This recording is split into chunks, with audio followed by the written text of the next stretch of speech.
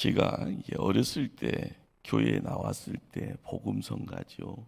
제 많은 이 세상은 내 집안이네, 내 모든 보화는 저 천국에 있네. 기억나시죠? 정작 낯설었던 가사 내용입니다. 그런데 세월 지나서요, 한국이 선진국 되어져 있는 우리가 마음속에 새겨지는 것이 그냥 이 땅이 정말 좋습니다. 그냥 이 땅이 천국 같고요, 우리 손에 보여지는 것이 다 보화 같다. 그러다 이제 비로소 우리가 살고 있는 이 세상이 망가지고 있다라는 사실입니다. 죄 많은 세상이요, 지금 우리가 살고 있는 이 땅의 모습이 되어져 버렸다는 것을 조금씩 느끼고 합니다. 그러기에 성경에서 기록되어 있는 말씀처럼요, 성도들이 이 땅에 어떻게 보면 왕처럼 뭔가를 이루어가는 것이 아니라 그냥 정처 없이 방황하는 나그네요, 어디서 여행 온 외국인처럼의 모습, 그런 모습들이 선명하게 이렇게 드러나게 되어져 있습니다. 우리가 지금 이제 현실을 직시해야 될 때가 왔습니다. 무슨 말인가 하면은 하나님을 믿는 성도가요, 다수가 아닌 현실입니다. 우리의 생각, 우리의 관점이, 우리의 주장이 더 이상 용납되지 않습니다. 이전에 불었던 바람의 방향이 훅 바뀌어져 버렸습니다. 물질 만능이다라는 것이요, 우리의 삶 속에 들어와서, 그래서 이제 이런 것을 세속주의라고도 이야기합니다. 그러다 보니까 이단의 기승이 우리의 주변에 말씀의 무게를요 팽개치게 만들어 버렸습니다. 교회와 믿는 성도들이 말하는 것, 믿는 것, 사는 모양새가요, 사람들에게 부정적인 눈초리로 질색을 한다고 하는 그런 모습들까지 우리에게 들려지고 보여집니다. 그러다 보니까 코로나 이후에는요, 성경 들고 어디 가는 것이요 괜히 낯섭니다. 이 세상에서 지금 우리가 믿는 성도로서 어떻게 살아야 할까, 이런 어떤 난제가 있습니다. 다니엘과 친구들의 이야기가 오늘 이제 다니엘서 1장부터 시작이 되는데요, 약속의 땅인 남유다에서 자랍니다. 그런데 어느 날 갑작스럽게 자기 의지와 상관없이요, 머나먼 땅 바벨론으로요 잡혀와서 종살이를 하게 됩니다. 그 도시는요, 하나님 믿음에 대해서는 알지도 못하네요, 관심도 없고요, 그냥 중요하게도 여겨지지 않는 곳입니다. 다니엘과 친구들은 대략 10대 후반, 20대 초반이고요, 대략적으로 80에서 90대까지 살았던 것으로 추정이 됩니다. 대략 한 70년 정도 바벨론 땅에서 하나님과 함께하면서 생을 마감했을 것으로 이야기됩니다. 낯선 곳입니다. 갑작스러운 변화입니다. 거기에 머릿속에는요, 수많은 의문점들이 확 드러날 겁니다. 가장 큰 충격은 국가적인 위기예요. 나라가 멸망해 버렸습니다. 큰일입니다. 한국 사람이 한국 사람이라고 말할 수 없는 그런 상황, 포로가 돼서요 머나먼 곳에 와서 종살이가 시작이 됩니다.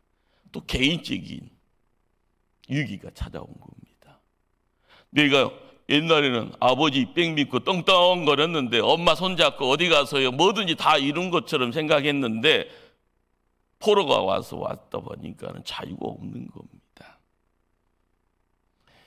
나라의 멸망과 더불어서요 성전이, 예루살렘 성전이 파괴되어 버렸습니다. 성전의 기물들이 다 옮겨와서요 바벨론의 신들의 보물창고, 어떻게 보면 왕의 보물창고로 다 옮겨져 갑니다. 머릿속에 무슨 생각 들었을까요? 하나님 도대체 뭐 하고 계세요? 이런 상황에서 하나님 말씀에 순종해야 되나요? 아니, 순종 꼭 해야 될 필요 있어요. 지금껏 하나님 믿어왔는데 헛수고한 것인가? 지금 다니엘과 친구에 있어서는요, 굉장히 혼란이 있습니다. 혼란 속에서요, 앞으로 전진할 거냐, 아니면 여기서 그냥 주춤할 거냐, 아니면 도망치듯이 후퇴할 것이냐, 그런 갈림길입니다. 다니엘은 지금 하나님을 부인하고 거부하는 바벨론 한복판에 딱 서 있습니다. 거기에 왕이 누군가? 느부갓네살 왕입니다. 이 사람은 큰 나라를 다스리는 법을 알고 있게 남유다의 최고의 인재들을, 야, 니들 나라 망했으니까 이제는 바벨론의 인재로 내가 바꿔놓을게 하면서 프로젝트를 진행합니다. 이 머리를요, 확 뒤집어 놓겠다. 생각을 확 뒤집어 놓겠다. 그리고 바벨론의 훌륭한 시민이요, 종이 될 수 있게 프로젝트를 진행을 시킵니다. 장소가 바뀌니까요, 생각도 바뀌죠. 야, 좋은 세상인 것처럼 보여집니다. 그 당대에 최고 잘 나가는 나라의 선진 교육을 배웁니다. 갈대아의 문학과 언어를 배우네요. 그리고 이름도 바뀌어져 버립니다. 다니엘, 하나냐, 미사엘, 아사라. 그 이름이 베드사살, 사드락, 메삭, 아벤니고 바벨론식 새 이름이 허락이 됩니다. 신을 높이는 의미가 담겨져 있네요. 그런데 그 신이요, 하나님이 아니라 다른 신, 우상입니다. 새로운 이름이라는 것은요, 새로운 시작을 이야기하면서 자기 속이 새로 바뀌어지는 시작을 이야기를 합니다. 이 청년들 바벨론의 조치에 그냥 따릅니다. 왜요? 살아남으려면요, 달리 방도가 없습니다. 이게 가장 큰 물줄기예요. 나라가 망하니까 훅 밀려갑니다. 포로가 되어져 있고요, 힘이 없어요. 옛날에는 부모의 힘, 아니 이 나라의 힘이 있어서 어디 가서도 야, 나 좀 봐라 이야기하는데, 나라가 망하니까요, 통달아서 나도 포로가 되어 있습니다. 뭘 하자가 하면은요, 깨갱깽 아무런 할 말이 없습니다. 바벨론 충성스러운 신하로 개조되기 위해서요, 한 가지 조치가 이제 취해집니다. 무슨 조치인가 봤더니 왕이 지정하여 그들에게 왕의 음식과 그가 마시는 포도주를 날마다 쓸 것을 주었을 때 그것을 먹으라 이야기를 합니다. 그런데 다니엘이요, 오늘 말씀 중에 보면 뜻을 정하여 왕의 음식과 그가 마시는 포도주로 자기를 더럽히지 않겠다라고요, 딱 큰 소리로 선포를 합니다. 다른 곳으로 끌려오는 것 막을 수가 없었어요. 바벨론이 강요하는 새로운 교육이요, 거부할 수도 없었어요.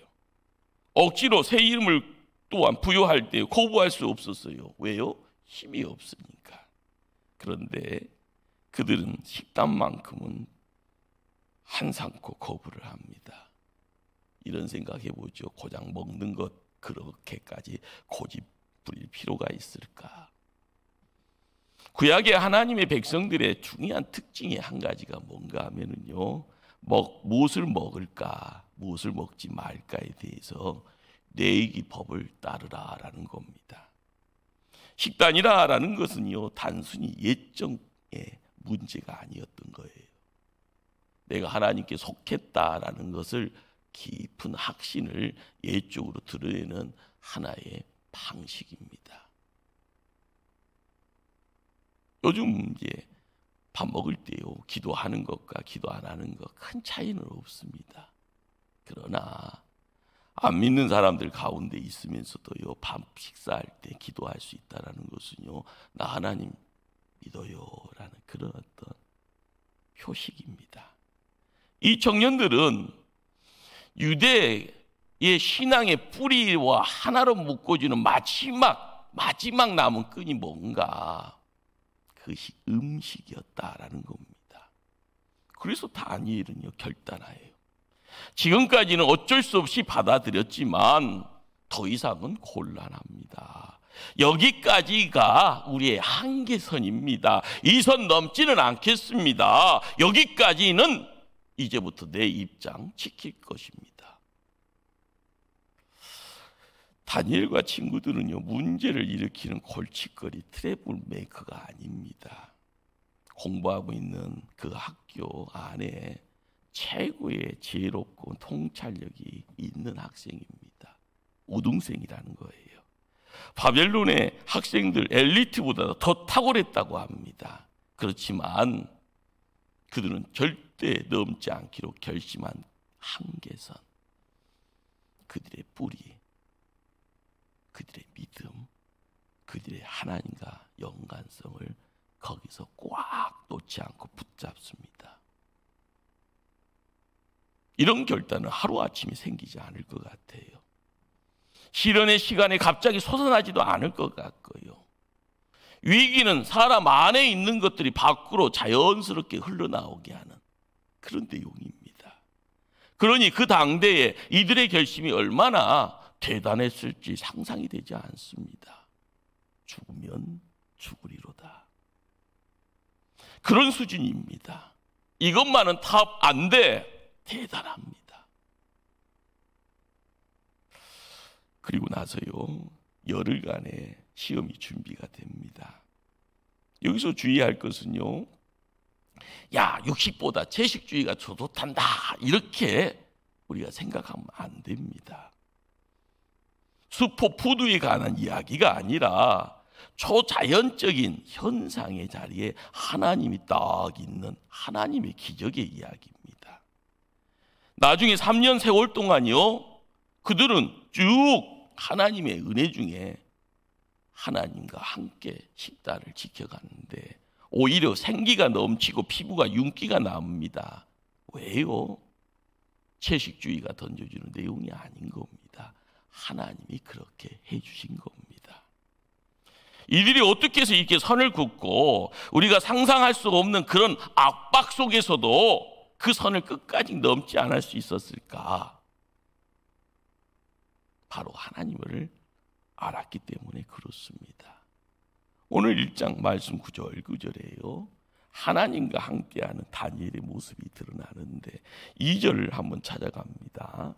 주께서 유다 왕 요야김과 하나님이 전 그릇 얼마를 그의 손에 넘기심에 나라가 멸망하는 것도요, 하나님의 손에 의해서 허락된 겁니다. 자, 9절 말씀 찾아갑니다.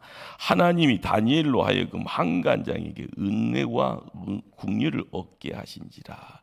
하나님이 바로 식단을 놓고 함께 어울리는 그 시험의 장에서도 하나님이 함께 하셨더라.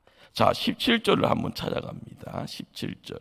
하나님이 이 네 소년에게 학문을 주시고 모든 서책을 깨닫게 하시고 지혜를 주셨으니, 하나님이요, 어떤 모임의 장소에서 최고의 자리에 올라갈 수 있도록 지혜 주시고 능력 주셨다라는 겁니다.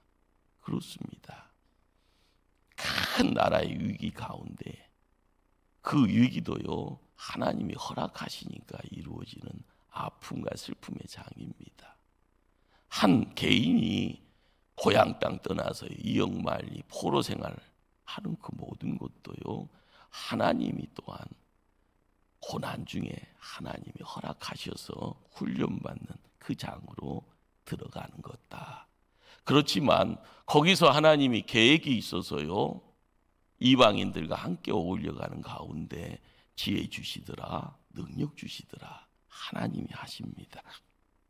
우리가 세상 살아가면서요, 이 세상이 이렇다 저렇다 이야기하지만 하나님이 일하시는 것을 조금이라도 볼 수 있게 되면은요, 야, 내가 혼자 가는 것이 아니구나, 내가 여기서 버려진 존재가 아니구나.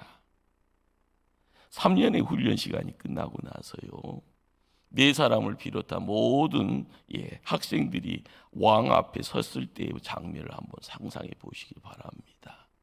제일 앞에요, 누가 섰을 것 같아요? 다니엘과 세 친구가요, 어떻게 보면 1등, 2등, 3등, 4등 자리매김하면서요 자랑스럽게 자신만만한 얼굴로 왕 앞에 딱 자리매김했을 거라는 것이 상상이 됩니다. 하나님은 그들을요 바벨론으로 이끌었고요. 하나님은 그 바벨론 땅에 그들과 함께 하셨고요. 하나님은 그곳에서 최소 60년 이상을요 그들을 큰일 만들어가는 도구로 함께 크게 사용하십니다. 우리는 말씀을 읽다 보면 야 주인공이 누구냐 다니엘이라 아닙니다. 하나님이 주인공입니다. 이 세상 살아가면서요 환경 속에서 주변에 보여지는 내용이 많은 것을요 눈을 혼란스럽게 복잡하게 만들어가는 그런 상황 속에서도 믿음의 사람들이 놓지 말아야 될 것은 야 내가 잘났어 내가 노력해서 그런 거야 이런 이야기들이요 종종 들려옵니다. 그러나 우리가 이야기할 수 있는 진짜 배기 내용은요 하나님이 하셨다라는 것. 우리가 다니엘처럼 용감하게 살려면은요 다니엘이 품고 있었던 비밀이 있습니다. 그는 하나님을 알고 있었던 겁니다. 어릴 적 남유다 고향 땅에서부터 하나님을 알고 있었습니다. 그가 암송했던 성경 구절이 뭐였을까요? 영원히 변치 않는 하나님의 백성이면 제일 먼저 이스라엘 땅에 살고 있던 백성들이면 제일 먼저 암송했던 내용이요 이스라엘아 들어라 우리 하나님 여호와는 오직 유일한 여호와니라 너는 마음 다하고 뜻 다하고 힘 다해서 내 하나님 여호와를 사랑하라. 신명기 6장 4절 5절 말씀입니다. 어느 곳에도 말씀 붙이고요 손목에도 말씀 붙이고 암송했던 대표적인 하나님 말씀. 이스라엘 백성이 언약 백성 되어질 때마다 놓치지 않았던 것이 뭘까요? 이스라엘아 들어라 우리 하나님 여호와는 오직 유일한 여호와다. 너는 마음 다하고 뜻 다하고 힘 다하여 내 하나님 여호와를 사랑하라. 걸음걸음 옮겨갈 때요 천가는 머나먼 여행길입니다. 까딱 잘못하면은요 바벨론의 군대에 의해서 죽임을 당할 수도 있고요. 그들은 전쟁강이라고 해서요 사람의 목을 잘라서요 나무에다 꽂아 넣고요 주변에 공포를 야기시키기 위해서 너희들은 우리의 싸움의 대상이 아니야. 항상 죽음이라는 것들을요 주변에다가요 난무하게 만들었던 그런 무자비했던 그런 나라입니다. 두벅두벅 걸어갈 때 얼마나 무서웠을까요? 어린 나이에 환경이 바뀌어집니다. 힘이 없어요. 시키는 대로 할 수밖에 없어요. 그러나 최악의 상황을 포함해서 드러나는 상황 속에서 그 일의 이면에 누가 계시는가? 하나님이 계신다라는 것 분명히 알고 갔던 인물이 다니엘입니다. 하나님이 BC 6세기경 바벨론을 다스렸던 것처럼요 그 무지막지한 그 바벨론의 땅에서도 다니엘이 하나님께 쓰임받잖아요.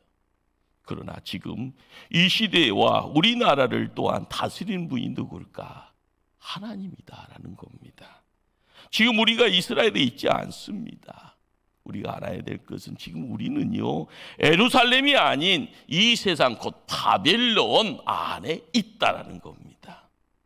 바벨론이 바로 우리의 삶 속에서는요 우리를요 성하는 것처럼 보이고 세상 것 다 누리는 것처럼 보이지만 하나님의 나라의 백성이면 믿음 가지고 가면은요 세상 물질의 눈만 밝히는 것이 아니라 영적인 눈까지 함께 밝혀져야 됩니다. 내가 있어야 될 것은 바벨론이 아니라 하나님의 나라입니다. 하나님의 성전이 있는 예루살렘이고요 하나님께 마음껏 예배드릴 수 있는 교회의 자리에 우리가 서 있어야 합니다. 그렇습니다. 엉뚱한 곳에 충성하는 자가 아니라, 신앙에 있어서 타협을 이루는 자가 아니라 정조를 지키면서요, 마지막 한계선이 무엇인가 포기할 수밖에 없는 상황이라 하지만 이것까지 놓아버리면 다 망가져버릴 것 같다 생각되면은요, 스스로 악을 써야 됩니다. 차라리 나를 죽여라. 나는 더 갈 수 없다고요. 그러나 내 안에 믿음이 없으면은요, 이런 주장할 수 없습니다. 내 안에 하나님 없으면 이런 발악할 수 없습니다. 죽으면 죽으리라 한 여인의 애침이요, 남자 된 내 입술에서는 도저히 나올 수 없겠구나 이런 생각 들었다 하면은요, 내 안에 하나님 계셔야 됩니다. 절대 넘지 말아야 될 선이 무엇인가? 우리가 깨닫지 못하면은요, 물 탄 듯 술 탄 듯 무작정 끌려갑니다. 남들이 좋다고 하니까 좋은 세상인 것처럼 보이는데요, 나중에는요, 아무런 한거 없이 그냥 죽음의 자리로 넘어가게 돼 있습니다. 그러기에 우리가 한 주간을 영적 전쟁을 선포하는 그 자리에 우리가 알아가야 될 것이 뭘까요? 영적 무지의 자리가 아니라 영적으로 다시 깨어나 하나님 곁에 세움받기를 열망하면 하나님 말씀 주십니다. 하나님 능력으로 우리를 붙잡으십니다. 연합하는 모습을 통하여서요, 홀로가 아니라 하나님의 백성이 하나님 군대 되어져 바벨론 군대를요 무찔러 나가는 것처럼 하나님의 승리가 우리 편에 있음을 알게 하실 줄 압니다. 다시 한번 느껴야 될 것은요, 하나님 나 어떻게 해요? 나 어떻게 해요?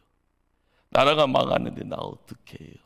그러나 성경은 이야기합니다. 바벨론의 손길로 인해서 남유다의 망함은요, 이스라엘 백성, 하나님 백성의 죄악 때문이다. 어쩔 수 없는 시간이었고요, 그 시간은 고난의 자리, 연단의 자리이고 환난의 시간이었지만 하나님 백성이 정신 차리지 못함으로써 얻게 되어지는요, 죄가의 대가입니다.